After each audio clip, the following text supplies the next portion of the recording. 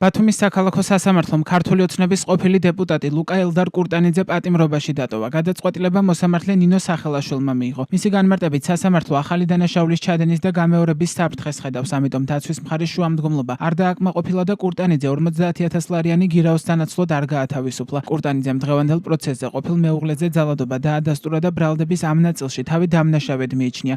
დღესაც თამამად ვაცხადებთ, რომ ლუკა ელდარ კურტანიძე იყო დიდი პროვოკაციის მსხვერპლი, რომელიც დაგეგმა მისმა ყოფილმა მეუღლემ.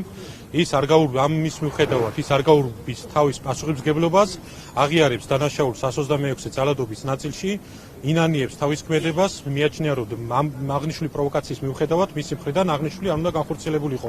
ელდარ კურტანიძე მოძალადი არ არის, იყო პროვოკაციის მსხვერპლი, გარკვეულ მხრიდან მისი მხრიდან განხორციელდა ფიზიკური შეხება ქალბატონ ხათუნას მიმართ, ის აღიარებს ამ ქმედებას, ინანიებს მისი მხრიდან გამორიცხავს რაიმე სახის ძალადობას და გმობს ქალთა მიმართ ძალადობას. დღეს გამართულ წინა სასამართლოს სხდომაზე გაირკვა, რომ ლუკა კურტანიძეს ახალი ბრალდება წარუდგინეს. როგორც მისი ადვოკატი ივანე მეფარიშვილი ამბობს, მას საკუთრების უფლების დარღვევასაც ედავებიან.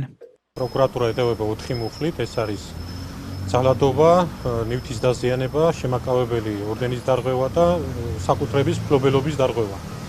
ეს 160 ახალი მუხლია, რომელიც რამოდენიმე დღის წინ დაემატა ამ აღნიშნულ საქმეს. ეს იყო ლუკა ელდარ კურტანიძის საკუთრება, ამ ნაწილშიც თავს დამნაშავედ არ გრძნობს და მიაჩნია, რომ აქ არანაირი რამე დარღვევა საკუთრების უფლების არ ყოფილა, იმიტომ რომ ჯერ მფლობელობა უნდა გააჩნდეს ადამიანს, რომ შემდგომ დაარღვიო მისი მფლობელობა და საკუთრება. მოჭიდავე და ქართული ოცნების ყოფილი დეპუტატი 2025 წლის 27 ივლისს დააკავეს. თავდაპირველად პროკურატურამ მას ბრალდება ყოფილ ცოლზე ძალადობის, ოჯახის წევრის ნივთის განზრახ დაზიანებისა და დამცავი ორდერის დარღვევის მუხლებით წარუდგინა. გამოძიების ვერსიით ლუკა კურტანიძემ ორჯერ დაარღვია ორდერის პირობები. 25 ივლისს კი ქობულეთში ყოფილ ცოლს ხათუნა მიქაცაძეს ფიზიკური შეურაცხყოფა მიაყენა და მანქანა დაუზიანა. სოციალურ ქსელში მაშინ ფაქტის ამსახველი ვიდეო კადრებიც გავრცელდა.